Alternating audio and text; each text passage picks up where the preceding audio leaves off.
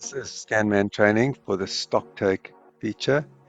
We are going to do the administrator setup of the StockTake, which clears all the items before the StockTake happens.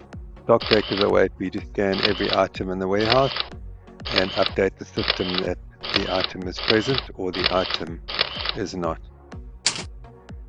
So when an item is missing, the system knows about it. To do a StockTake, we are logged in as a manager type user or higher privileges, so that admin Joe user we created earlier as an office administrator.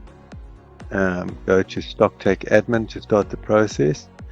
Choose your warehouse. So let's say we do it in the raw materials warehouse. You can do multiple warehouses at once. This shows you some information about it, and the typical information is show summary. There's nothing scanned so far in the StockTake. Show details, there's nothing scanned in the StockTake.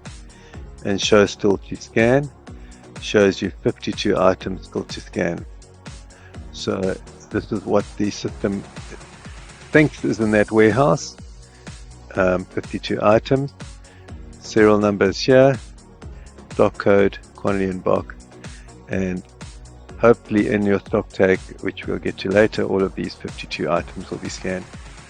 At any time you can refresh the show still to scan and see how the StockTake is progressing. As the StockTake progresses, this number should come down.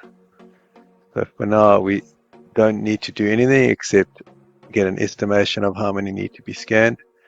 At any time you can download this list to Excel and work on it outside of the system. The important thing to note now is that we are coming in at the start of the StockTake. So this is the Excel file that's being downloaded. Here's an XLS.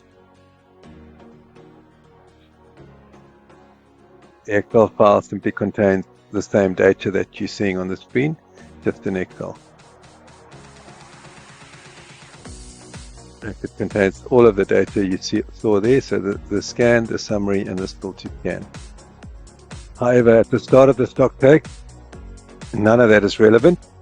The important thing is that you choose your warehouse, and then you clear the StockTake. That's all you need to do.